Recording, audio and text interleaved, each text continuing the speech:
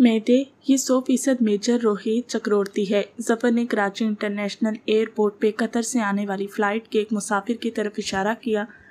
इस खबीस ने तो हुलिया ही तब्दील नहीं किया यार। हमीद ने उसकी तायद की। शायद इसे ये खुशफहमी है कि हम इसके मुतल्लिक कुछ जानते नहीं हैं। बिल्कुल ऐसा ही है। इस मर्तबा भी हमीद ने जफर की तायद करने पर इत्तफा किया। मेरा ख्याल है आतिफ साहब को रिपोर्ट दे देते हैं। रास्ते में दे देंगे। रोहित को पार्किंग एरिया की तरफ बढ़ते देखकर हमीद जल्दी से आगे बढ़ गया। उसका इरादा था कि शुरू से ही उसकी गाड़ी के करीब अपनी कार रखे कि रश की वजह से उसके ओझल होने का भी खतरा था। रोहित के पास एक छोटे से ब्रीफ केस के अलावा कोई सामान नजर नहीं आ रहा था। पार्किंग एरिया में खड़ी एक टैक्सी का दरवाज़ा खोलकर वो बेतकल्फी से बैठ गया। टैक्सी के पार्किंग एरिया से निकलने तक वो भी अपनी कार में बैठकर टैक्सी के करीब पहुंच चुके थे। ड्राइविंग जफर कर रहा था। वो हमीद से बोला, आतिफ साहब को इतला दे दो। हमीद सर हिलाते हुए आतिफ का नंबर डायल करने लगा।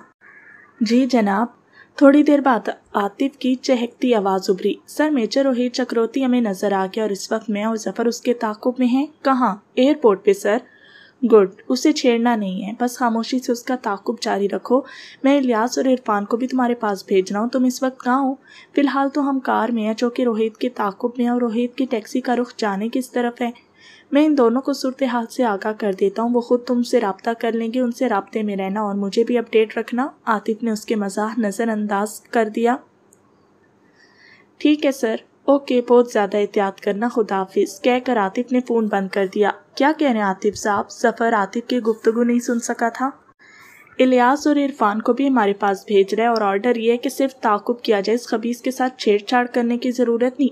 इसी असना में इलियास का भी फ़ोन आ गया। वो उनकी मौजूदा लोकेशन पूछ रहा था। हमीद ने उसे तफसीली तौर पे अपनी लोकेशन और जाने के रुख से आगाह कर दिया। हमीद की बात ख़त्म होते होते टैक्सी मेन रोड से उतरकर एक मारूफ बाजार में घुस गई।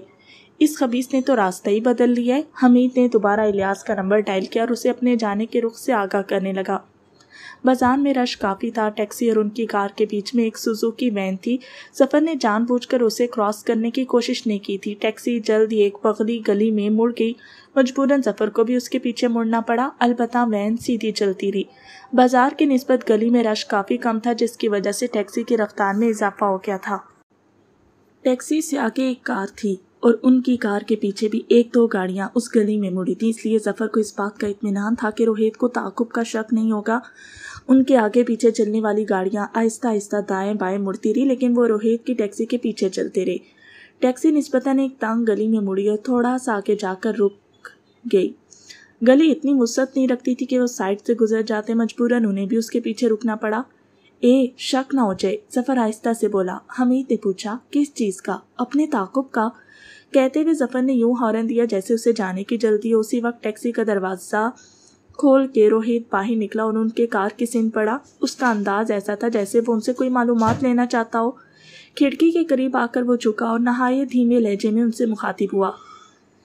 क्या मैं पूछ सकता हूँ तुम लोगों को क्या तकलीफ है? क्या मतलब है मिस्टर? हमीद ने सख्त लहजे में पूछा। मतलब ये है कि तुम मेरा ताक़ुब क्यों कर रहे हो? इसलिए कि तुम्हारा बोझ हल्का कर सके। जफर ने जेब से पिस्टल निकाल लिया। वो नहीं चाहता था कि रोहित को उनके सीआई वाला होने पे शक गुजरे। इस तरह की डकैतियां होना कराची का मामूल था और उसने भी यही बहाना बनाना चाहा था, मगर अभी वो बामुश्किल अपना हाथ ही सीधा कर पाया था कि रोहित ने बिजली किसी सरत से उसके पिस्टल वाले हाथ पे एक जोरदार ज़रब लगाई। पिस्टल जफर के हाथ से छूटकर नीचे गिर गया और इससे पहले कि जफर अपना पिस्टल नीचे से उठाता या हमीद अपनी जेब से पिस्टल निकाल पाता, रोहित अपनी जेब से इटली का बना खौफनाक बैरल वाला ब्रेटा निकाल के उन पे तान चुका था। अपने हाथ गर्दन के पीछे बांधो, उसकी गराहट नुमा आवाज़ उभरी। उन दोनों के पास उसका हुक्म मानने के अलावा कोई चारे कार नहीं था। दोनों इस साइड से बाहर आ जाओ। 2 कदम पीछे हटकर उसने नया हुक्म दिया। पीछे हटने से पहले वो कार का दरवाज़ा खोलना नहीं भूला था। पीछे मुड़ो और तुम 2 कदम आगे हो जाओ। आखिरी अल्फाज उसने जफर को मुखातिब करके कहे थे। उनके घूमते और जफर के आगे बढ़ते ही उसने माहिराना अंदाज में हमीद की तलाशी ली और उसका पिस्टल भी निकालकर अपने पास रख लिया। अब सीधे मुड़ जाओ, ये तुम अच्छा नहीं कर रहे। जफर ने दांत पीसे। हमारे साथ पंगा लेकर तेरा कराची में रहना मुश्किल हो जाएगा। मेरा कराची में आने का मकसद तुम लोगों से पंगा लेना ही है। क्या मतलब? जफर के लहजे में हैरत का अंसर नुमाया था। مطلب واضح ہے مسٹر خفیہ اہلکار، وہ طنزیہ انداز میں مسکرایا۔ اس کی مسکراہٹ اور طنزیہ انداز ظفر سے برداشت نہیں ہو سکا تھا۔ اس نے پسٹل کی پرواہ کیے بغیر اس پہ چھلانگ لگا دی، مگر روہیت کو چھونے کی حسرت اس کے دل میں ہی رہی۔ روہیت نے اپنی جگہ سے تھوڑا سا دائیں ہو کر اس کا وار خطا کیا۔ زمین پہ گرتے ہی ظفر نے دائیں پاؤں پہ گھومتے ہوئے بائیں پاؤں سے روہیت کو نشانہ بنانا چاہا، لیکن اس سے پہلے کہ اس کی کک اپنے ٹارگٹ کے قریب جاتی، روہیت کی زوردار کک اس کے پہلو میں لگی اور وہ لڑکھڑا کے نیچے گر گیا۔ اسی اسنا میں اپنی طرف سے غافل سمجھتے ہوئے حمید نے اس پر حملہ کر دیا۔ اس نے اس انداز میں روہیت پہ چھلانگ لگائی کہ اسے چھاپ لے۔ اس کے دونوں ہاتھ دائیں بائیں پھیلے ہوئے تھے۔ روہیت اس وقت ظفر کی طرف متوجہ تھا، مگر جیسے ہی حمید کے پاؤں زمین پہ لگے اور اس نے روہیت کو پشت کی جانب سے جھپی ڈالنی چاہی، اچانک جیسے بجلی چمکتی ہے، روہیت ضرب سے گھوما اور اس کا دایاں گھٹنا کمان سے نکلے تیر کی طرح حمید کے بائیں پسلیوں کی طرف بڑھا اور اگلے لمحے او کی آواز کے ساتھ حمید نیچے گرا اور پانی سے نکلی مچھی کی طرح تڑپنے لگا۔ ظفر کو لگا اس کی چند پسلیاں ٹوٹ گئی ہوں گی۔ وہ یکدم محتاط ہو گیا۔ اسے حملہ نہ کرتے دیکھ کر روہیت کے ہونٹوں پہ طنزیہ مسکراہٹ ابھری۔ وہ پسٹل جیب میں ڈالتا ہوا بولا، میرا خیال ہے تم اس کی وجہ سے محتاط ہو گئے ہو، لو یہ میں جیب میں ڈال لیتا ہوں۔ مگر اس کی اس حرکت پہ بھی ظفر نے اس پہ حملہ کرنے کی کوشش نہیں کی۔ روہیت واضح طور پہ اس سے اچھا فائٹر تھا۔ میرا خیال ہے تم نے مجھے معاف کر دیا ہے۔ روہیت کا طنز ایسا نہیں تھا کہ نظر انداز کیا جا سکتا۔ ظفر نے احتیاط کو بالائے طاق رکھتے ہوئے اس پہ حملہ کر دیا۔ روہیت نے ایک قدم پیچھے ہٹتے ہوئے اس کی دائرہویں کک کا وار خطا کیا اور اس کے ساتھ اس کے بھاری بوٹ کی ایڑی ظفر کی چھاتی میں لگی، جس نے اسے زمین چاٹنے پہ مجبور کر دیا تھا۔ اس کا سر اس زور سے گلی کے پختہ فرش سے ٹکرایا کہ اس کی آنکھوں میں نیلے پیلے تارے ناچنے لگے۔ اس کے زمین سے اٹھنے سے پہلے روہیت نے پسٹل نکالا۔ پریٹا کے فائر کی مخصوص آواز ظفر کے کانوں میں آئی، مگر جسم میں کوئی تکلیف محسوس نہ ہوتے دیکھ کر اس نے آنکھیں کھول کے دیکھا تو اسے حمید کے سر میں روشن دان کھلا نظر آیا۔ کیا علاج گراتے پھرو گے؟ تمہارا کام آسان کیے دیتا ہوں، اور تم، اس نے فلمی اسٹائل سے اس کی جانب انگلی اٹھائی، تم صرف اس لیے زندہ نظر آ رہے ہو کہ اپنے بڑوں تک میرا پیغام پہنچا سکو۔ انہیں بتا دینا کہ میجر روہیت چکرورتی کراچی آ گیا ہے۔ اگر تم لوگوں کو اپنی جانیں عزیز ہے تو مہاراج پاشا کے قاتلوں کو میرے حوالے کر دو۔ میں جس طرح آیا ہوں واپس لوٹ جاؤں گا، نہیں تو… وہ اپنا جملہ ادھورا چھوڑتے ہوئے ٹیکسی کی طرف بڑھ گیا۔ ظفر کے جسم میں اتنی سکت نہیں رہی تھی کہ وہ اسے روک پاتا یا اس کے خلاف کسی قسم کی کوئی کارروائی کر سکتا۔ جیب سے موبائل نکال کر عاطف کو سنگین واقعے کی اطلاع دینے کے لیے وہ اس کا نمبر ڈائل کرنے لگا۔ تمہارے آدمی اتنے نکمے ثابت ہوئے کہ وہ ایک کو مار کے اور دوسرے کو زخمی کر کے چلتا بنا اور یہ اس کے خلاف کچھ نہ کر سکے۔ سر دونوں بے خبری میں مار کھا گئے، انہیں اندازہ نہیں تھا کہ وہ اتنا خطرناک ہے۔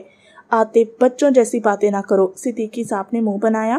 خفیہ ایجنسی کے بندے تھے اور ایک جاسوس کا تعاقب کر رہے تھے، پھر بے خبری کا کیا تعلق؟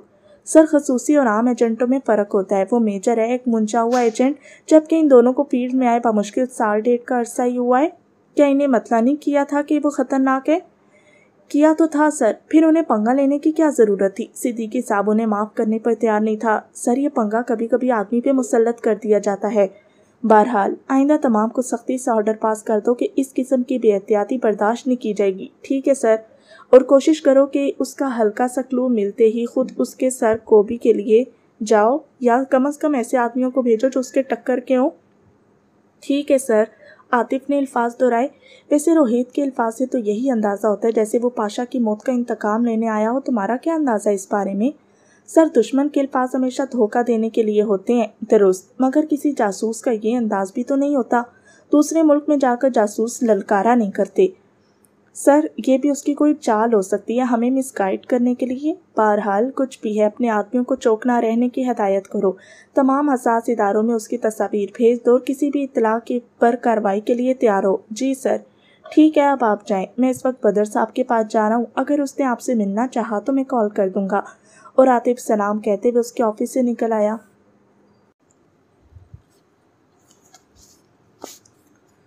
غازی صاحب اب تک ادا صحیح نہیں آیا، کیا آپ کے لیے کھانا لے آؤں؟ زلیخا کی مترنم آواز اسے خیالات کی دنیا سے واپس لے آئی۔ زلیخا انور کی چھوٹی بہن تھی۔ چند دن کے اندر وہ انور کی پوری فیملی سے واقف ہو گیا تھا، جو انور، اس کی بیوی سکینہ، 2 بچوں اور چھوٹی بہن زلیخا پر مشتمل تھی۔ نہیں، انہی کے ساتھ ہی کھاؤں گا، وہ اس کے دلکش سراپے سے نظریں چراتے ہوئے بولا۔ میں نے کون سا حل چلایا کہ مجھے بھوک لگے گی؟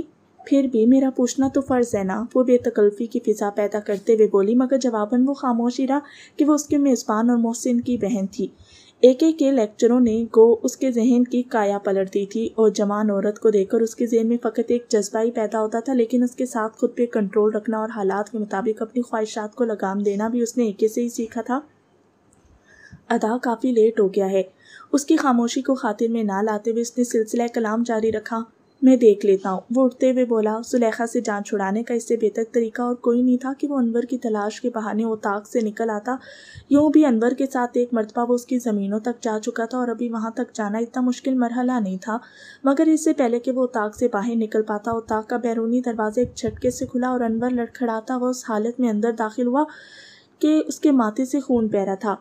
ادا اس کی حالت دیکھتے ہی زلیخا پریشانی کے عالم میں اس کی جانب بڑھی۔ یہ کیسے ہوا؟ اسماعیل بھی اس کی حالت دیکھ کر پریشان ہو گیا۔ کچھ نہیں زلیخا، بس چھوٹا سا زخم ہے، وہ کندھے پہ رکھی اجرک سے اپنے ماتھے کا خون صاف کرتا ہوا بولا، مگر اس کے اجرک کے سائڈ پہ کرتے ہی خون پھر رسنا شروع ہو گیا تھا۔ ادا کیسے لگی یہ چوٹ؟ اسماعیل پوچھنے لگا۔ بیٹھو بتاتا ہوں، اسماعیل سے کہہ کر وہ زلیخا سے مخاطب ہوا۔ زلیخا تم جاؤ کہ صاف سی پٹی اور مٹی کا تیل لے آؤ تاکہ خون رک جائے۔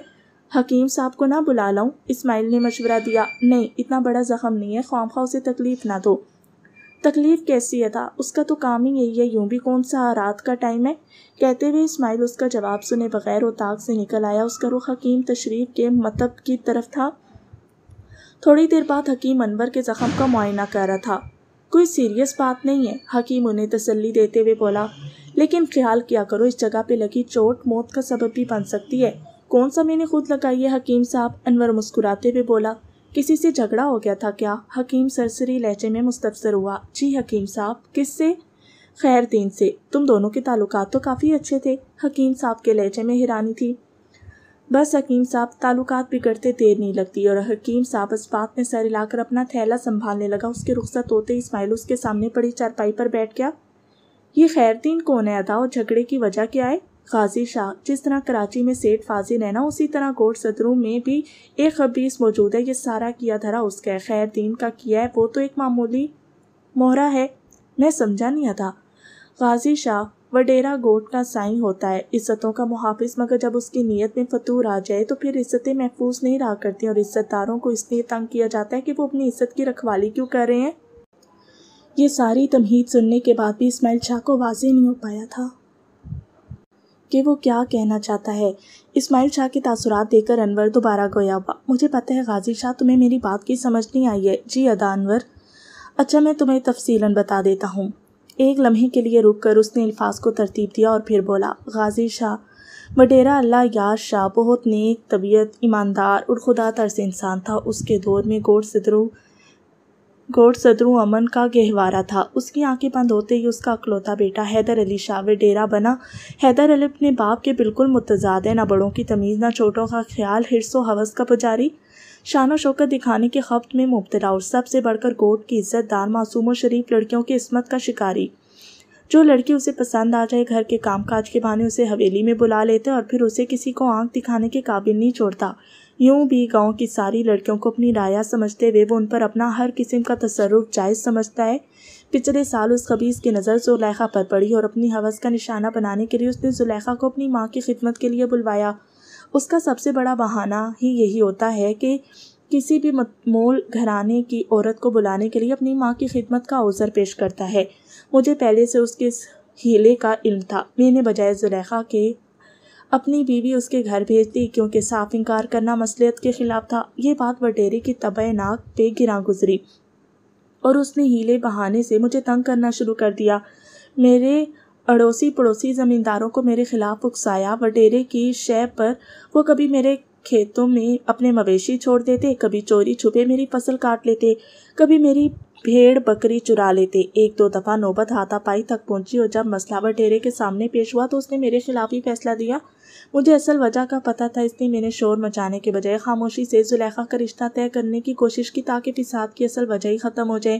مگر جیسے اس خبیث کو پتہ چلا اس نے لڑکے والوں کو دھمکی دی اور انہوں نے وڈیرے کے ڈر سے رشتے سے انکار کر دیا، اور اسی طرح زلیخا کے 2-3 رشتے ٹوٹ گئے۔ تنگ آ کر میں نے یہ کوشش ہی ترک کر دی، لیکن میں کسی بھی قیمت اپنی معصوم بہن کو اس کی درندگی کا نشانہ نہیں بننے دوں گا۔ آج خیر دین سے بھی لڑائی کی اصل وجہ وہی پرانا مسئلہ تھا۔ اب یہ بات پھر پنچایت میں پیش ہوگی اور وٹیرا ایک مرتبہ پھر مجھے نیچا دکھانے کا موقع ہاتھ سے نہیں جانے دے گا۔ ایک بات پوچھوں ادا، آپ خفا تو نہیں ہوں گے؟ پوچھو غازی شاہ، آپ زلیخا کا رشتہ کسی دوسرے کورٹ میں بھی تو کر سکتے ہیں۔ کیوں نہیں، مگر تمہیں شاید پتہ نہ ہو کہ یہ سارے وٹیرے ایک دوسرے کے ساتھی ہوتے ہیں۔ ایک عام آدمی کے لیے دوسرے کورٹ کا وٹیرا کب ایک وٹیرے کی بات ٹالے گا؟ وٹیرا اگر اتنا ہی طاقتور ہے تو وہ زبردستی بھی تو زلیخا کو گھر سے اٹھوا سکتا ہے۔ ہاں، ایسا ہونا ممکن ہے، مگر ابھی تک یہ نوبت نہیں آئی۔ وٹیرے کے پاس شاید آخری حل یہی ہو، مگر اس سے پہلے وہ خبیث چاہے گا کہ اس انتہا تک نہ جانا پڑے۔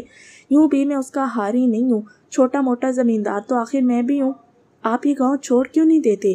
غازی شاہ، یہ صرف کہنے کی حد تک آسان ہے، ورنہ بنے بنائے گھر اور زمینوں کو یوں ہی چھوڑ کر چلے جانا کوئی آسان کام تو نہیں ہے۔ اور پھر دوسری جگہ جا کر کیا کاروبار کروں گا؟ ہوں گا کس جگہ؟ کھاؤں گا کہاں سے؟ اکیلا تو نہیں کہ جہاں چاہوں پڑا رہوں۔ زلیخا کو ایک وٹیرے سے بچا کر سینکڑوں ہوس پرستوں کے سامنے لا پھینکوں؟ ان مسائل کا حل تو بہت آسان ہے۔ آپ اپنی زمینیں اور گھر بیچ کر کہیں بھی گھر اور زمینیں خرید سکتے ہیں۔ پاگل، میری چاند صورت بہن کا رشتہ لینے کو کوئی تیار نہیں، زمینیں کون خریدے گا؟ اس بار اسماعیل سے کوئی جواب نہ بن پڑا اور وہ خاموش ہو گیا۔ انور بولا، بہرحال تمہیں ٹینشن لینے کی ضرورت نہیں ہے، مسائل اتنی آسانی سے حل نہیں ہوا کرتے۔ خلاف توقع وہ مسئلہ پنچایت میں پیش نہیں ہوا اور چند دن خیریت سے گزر گئے۔ اس دوران اسماعیل کا زخم حکیم صاحب کی پٹیوں کی بدولت اچھا بھلا ہو گیا تھا۔ وہ آگے سفر کے لیے تیار ہو گیا۔ اس دن صبح سویرے جب انور کھیتوں پہ جانے کے لیے تیار ہوا تو اس نے یہ مسئلہ اس کے سامنے رکھ دیا۔ ادا انور، اب میں بالکل ٹھیک ہوں، اگر آپ کل تک میرے جانے کا بندوبست کر دیں تو۔ مگر انور کئی شکایتی نگاہوں کی تاب نہ لاتے ہوئے اسے بات ادھوری چھوڑنی پڑی۔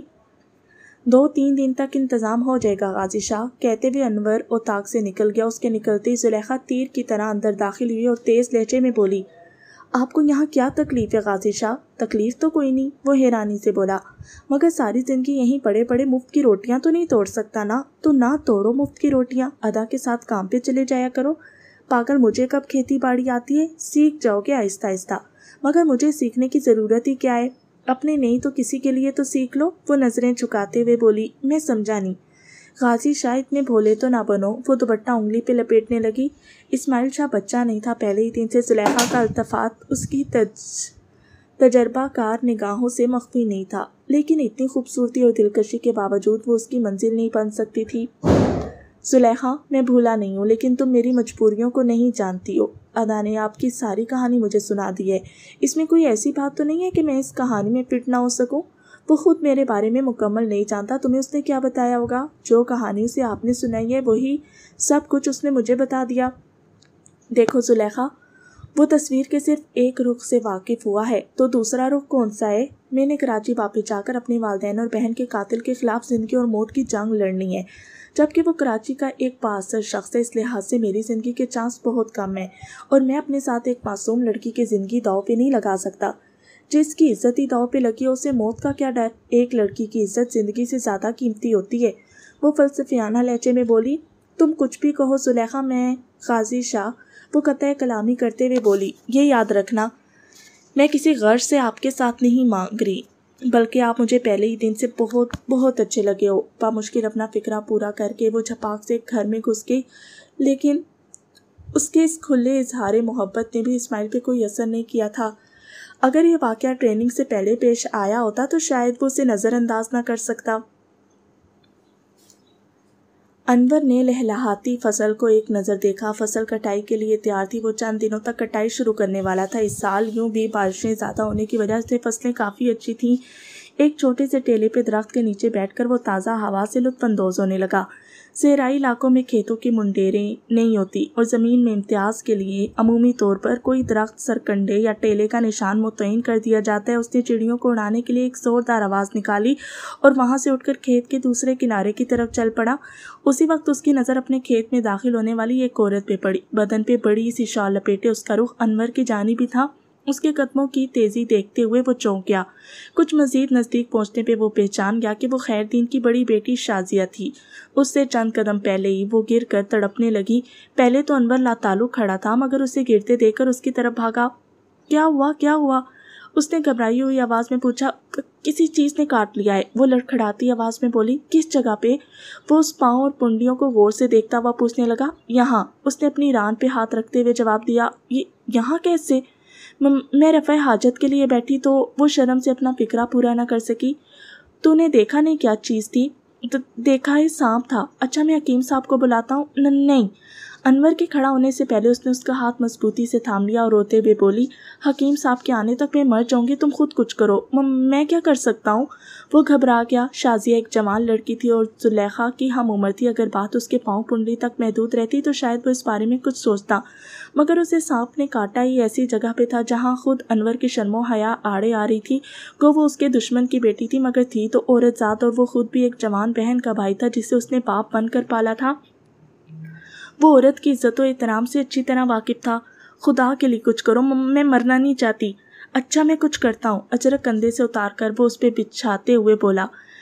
وہ نہیں چاہتا تھا کہ علاج کی نیت سے ہی کسی کی بہن بیٹی کا چھپا بدن اس کے سامنے ظاہر ہو۔ یہ جگہ ہے۔ شازیہ بے پرواہی سے اپنے بدن سے کپڑا ہٹاتے ہوئے بولی۔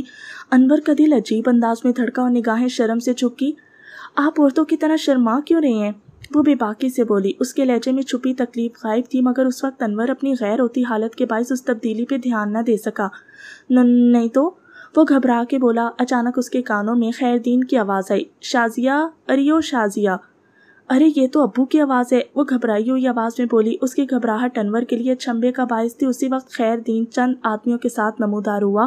شازیہ نے جلدی سے اٹھ کر اپنی شلوار درست کرنے کی کوشش کی، مگر جلد بازی میں گڑبڑا گئی اور بجائے شلوار پہننے کے اتار دی۔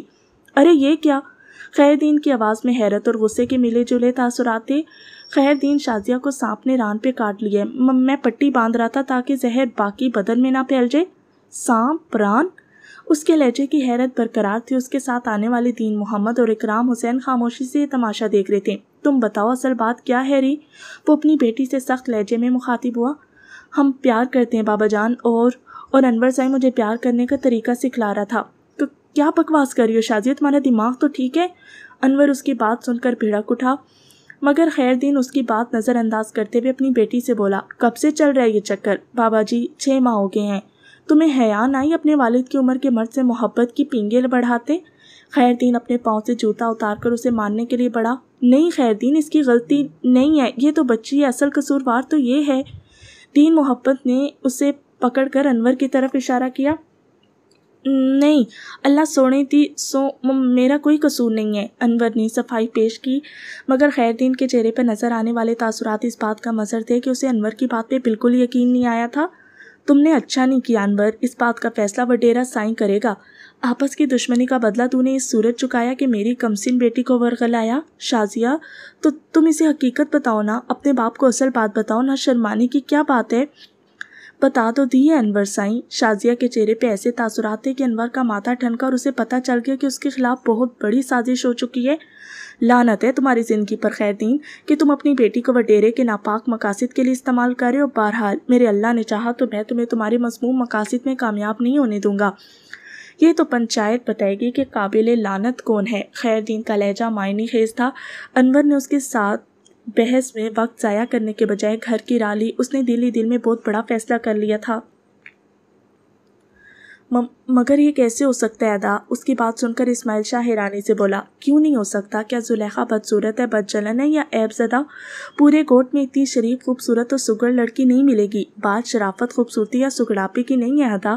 تو پھر آپ کو تو پتہ ہے میری ساری کہانی پہلے میں نے آپ سے تھوڑی سی غلط بیانی کی تھی۔ حقیقت میں آپ میری زندگی کا ایک ہی مقصد ہے، اور وہ ہے سیٹھ فاضل کو عبرتناک انجام سے دوچار کرنا۔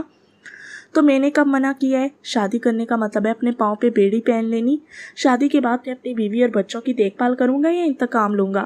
دیکھ غازی شاہ، میں نے پگڑی تیرے قدموں میں رکھ دی، اب تیری مرضی۔ وڈیرے کے مضموم مقاصد اسی صورت پورا ہونے سے روکے جا سکتے ہیں کہ تم زلیخا سے شادی کر لو، ورنہ تو جو الزام مجھ پہ لگ چکا ہے اس کے بعد پنچایت لازماً میری بہن کو منی کے طور پہ خیر دین کے حوالے کر دے گی، اور زلیخا کا خیر دین کے پاس جانے کا مطلب ہے وڈیرے کے حوالے ہونا۔ ایسے ہی بغیر کسی ثبوت کے؟ ثبوت ہے نا، خیر دین کے ساتھ آنے والے دونوں آدمی گواہ ہیں، اور وڈیرا تو یوں ہی بہانے ڈھونڈ رہا ہے، بلکہ میرے اندازے کے مطابق یہ وڈیرے کا ہی پلان ہے۔ خیر دین اور اس کی بیٹی صرف اس کے مذموم مقصد کی تکمیل کے لیے کام کر رہے ہیں۔ ہو سکتا ہے شازیہ کی اپنی حرکت ہو، آپ خود ہی تو کہہ رہے تھے کہ اس لڑکی کا کردار صحیح نہیں ہے۔ یہ ایک علیحدہ بات ہے، مگر اس کام میں خیر دین کی مرضی اس لیے شامل ہے کہ اگر حقیقتاً یہ کام اس کی منشا کے خلاف ہوتا تو وہ اپنی بیٹی کو کار ہی دیتا اور پھر اس کا مقدمہ بھی قوی ہوتا، مگر اس نے تو اپنی بیٹی کو ہاتھ بھی نہیں لگایا۔ آپ اپنے کسی قریبی رشتہ دار کو بھی تو اس کام کے لیے راضی کر سکتے ہیں۔ ہاں، قریبی رشتہ دار اگر کوئی اس قابل ہوتا تو اب تک زلیخا بیاہ ہی جا چکی ہوتی۔ اسماعیل نے خاموشی سے سر جھکا لیا، اس کے دماغ میں ایک ایک کہے ہوئے الفاظ گونجے۔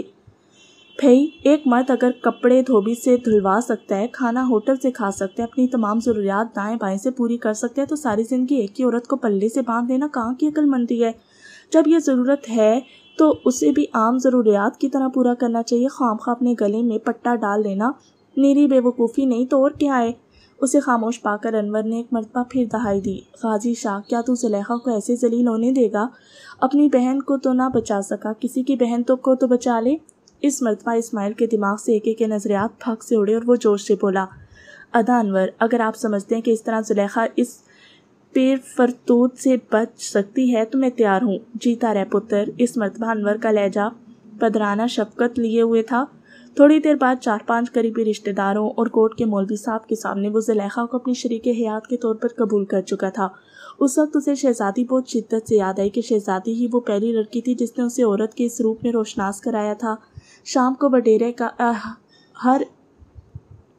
وڈیرے کا ایک حرکہ انور کے نام یہ پیغام دے گیا کہ صبح اسے پنچایت کے سامنے پیش ہونا ہے۔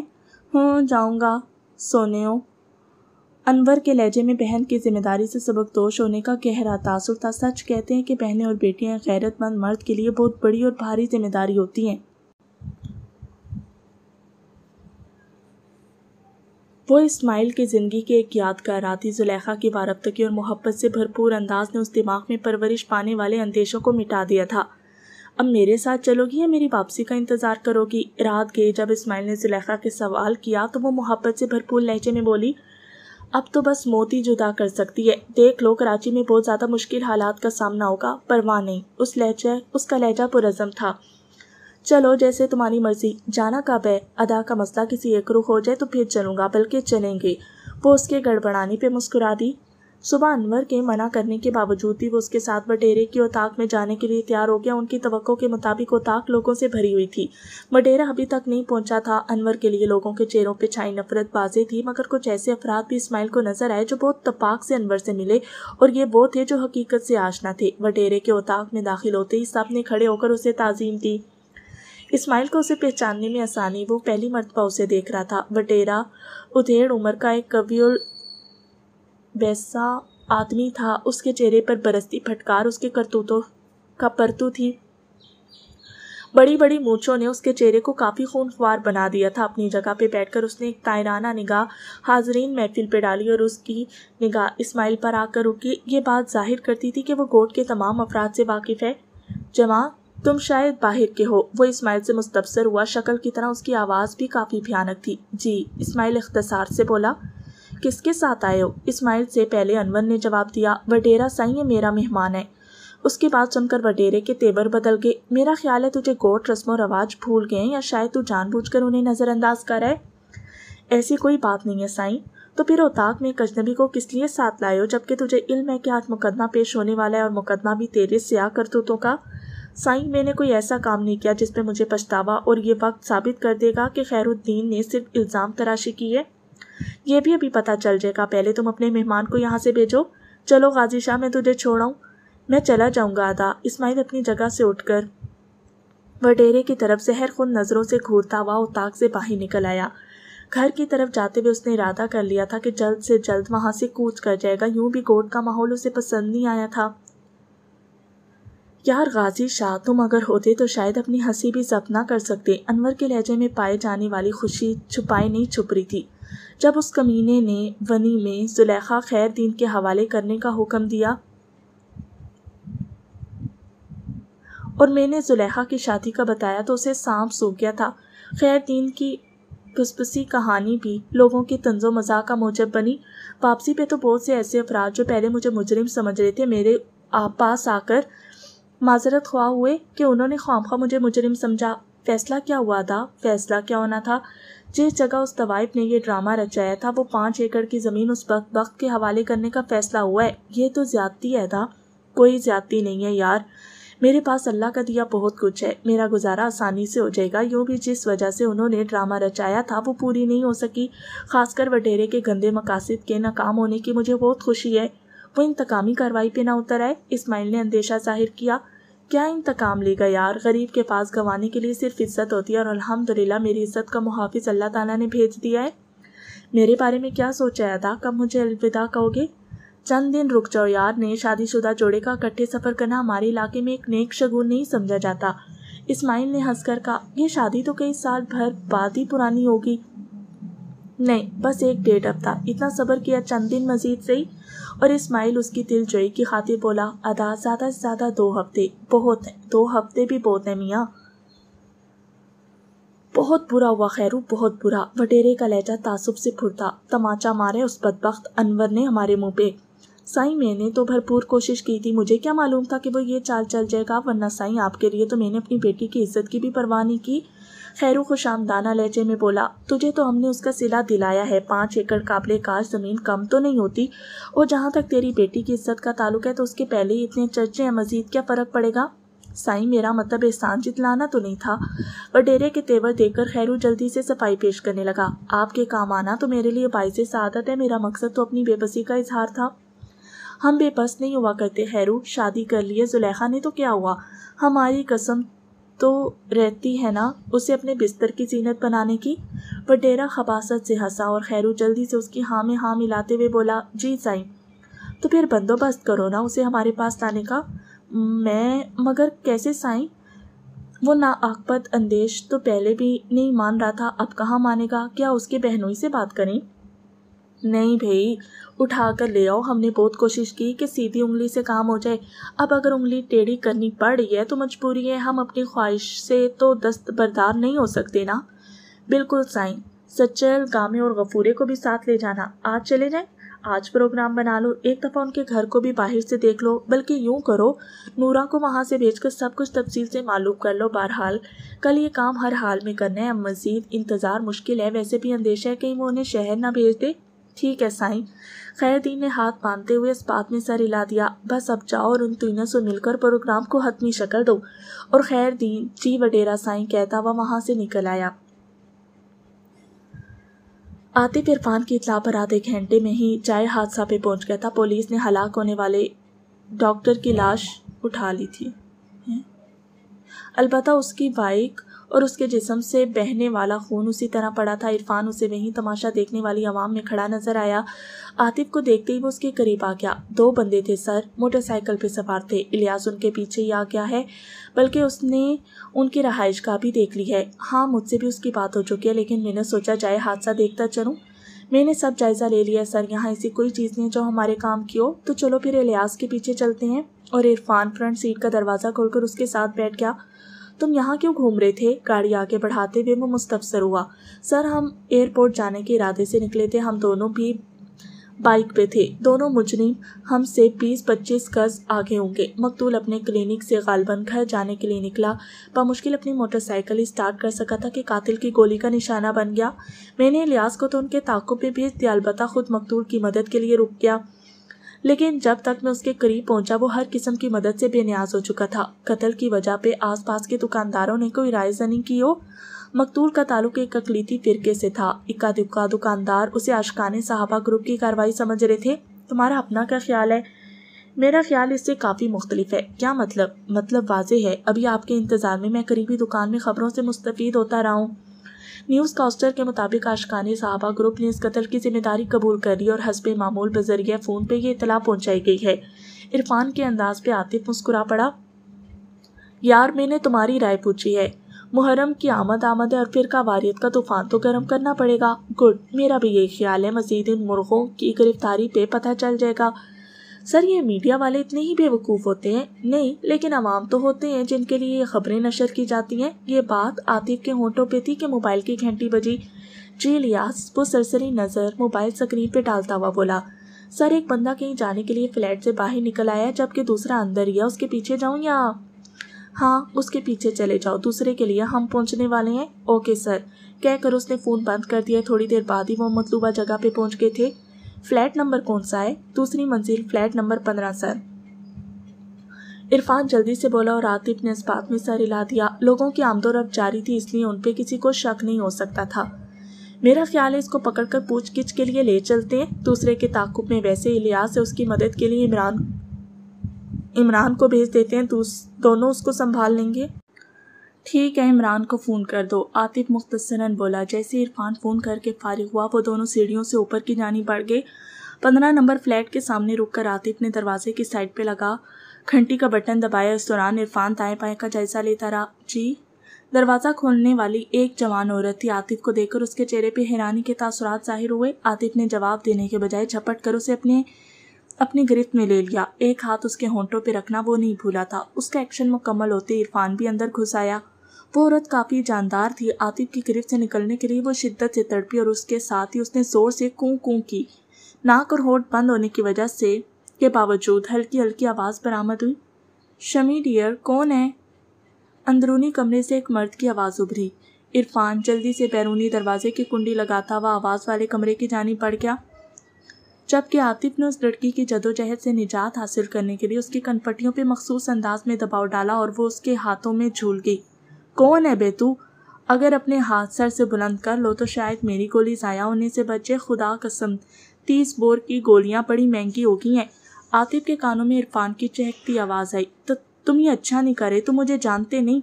वो एक जवान साल आदमी था और शक्ल से किसी यूनिवर्सिटी का तालिब इल्म दिखाई दे रहा था। क्या करें यार, मजबूरी है, इरफान जवाबन बोला। उसी वक्त आतिफ के मोबाइल की घंटी बजी। जी इलियास, वो मोबाइल कान से लगाते हुए मुस्तबसर हुआ। सर ये वापस आ रहा है, इतनी जल्दी? जी सर, पैराडाइज रेस्टोरेंट से इसने कोई चीज़ खरीदी है, जहाँ तक मेरा ख्याल है शराब होगी, क्योंकि ऐसी बदनाम जगह पर ऐसी चीज़ें फरोख्त होती हैं। ठीक है, आने दो, हम दोनों फ्लैट के अंदर ही हैं। फ़ोन बंद करके वो इरफान की तरफ मतवजे हुआ, जो उस जवान के सर पे पिस्टल का वार करके उसे बेहोश कर चुका था। इस लड़की को भी यहीं ले आओ। इरफान सर हिलाता हुआ बाहर निकल गया। दोनों के हाथ इरफान ने एक पतली सी रेशमी डोरी से उनकी पुश्त पे बांध दिए।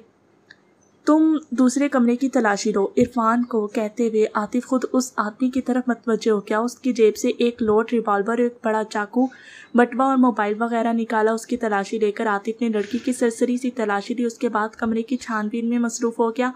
वो बामुश्किल तलाशी लेकर फारिग हुआ था कि इतलाक घंटी बजी। दोनों बिजली सी सरद से दरवाजे तक पहुंचे। आतिफ का इशारा पाकर इरफान ने दरवाज़ा खोला और इससे पहले कि आने वाला कुछ समझ पाता, इरफान ने उसे बाजू से पकड़कर अंदर घसीट लिया। क्या? कौन? जैसे अल्फाज उसके होंठों पे थे कि इरफान का भरपूर हाथ उसकी कनपटी पे पड़ा और वो वहीं ढेर हो गया। थोड़ी देर बाद वो तीनों ने कंधों पे लादे सीढ़ियाँ उतर रहे थे। एक दो इस्तफसार करने वालों ने उनका सर्विस कार्ड देखते ही चुप साध ली थी। मेजर रोहित का जोरदार थप्पड़ उसके चेहरे पे पड़ा और वो लड़खड़ाता वो 2 कदम पीछे हो गया। उल्लू के पट्टे, किधर गई तुम्हारी माँ? सर, मुझे अंदाज़ा नहीं था कि वो यूं यकदम होटल छोड़कर चल पड़ेंगे। तो क्या इससे पहले वो तुमसे डिस्कस करते फिर होटल छोड़ते? जी नहीं सर, मुझे इस वक्त टॉयलेट की हाजत हुई। मुझे झूठ और झूठे आदमी से नफरत है कन्या। सर, वो मैं। हाँ, सच बोल दो, तुम सो रहे थे और वो सवेरे सवेरे कूच करके। जी सर, कन्या सर झुकाकर बोला। रणधीर, तुमने उसकी निगरानी के लिए 2 आदमी क्यों नहीं मुकर्रर किए थे? मेजर रोहित का मुखातिब कुर्सी पे बैठा हुआ आदमी था, जो पाशा के बाद कराची में रहा का सीनियर एजेंट था। सर, कोई इतना मुश्किल काम तो नहीं था। यूं भी हर 3 घंटों बाद उनकी बदली हो रही थी और बंदों की भी कमी थी। मत घटिया बहानेबाजी करो यार। रोहित का लहजा काफ़ी बुलंद था। जवाबन रणधीर ने नदामत से सर झुका लिया। तुम्हारी इन्हीं कमियों से सीआई वाले फन्ने खान बने फिर रहे हैं। महाराज पाशा की मौत के बाद तुम लोगों ने कौन सा कारनामा सर अंजाम दिया है? महाराज की गिरफ्तारी में उसी पार्वती का हाथ था, वरना वो इस तरह कराची में दंदनाती ना फिरती और तुम लोगों की बेवकूफ़ी से वो गद्दार गुम हो गई। सॉरी सर, तुम्हारी इस माजरत का मैं अचार डालूं? सर, मैं अपने तमाम बंदे उसकी तलाश में लगा देता हूँ, हम जल्दी उसे ढूंढ लेंगे। बेवकूफ़, अब कराची के नकाबपोश ख्वातीन के नकाब उतारते फिरोगे?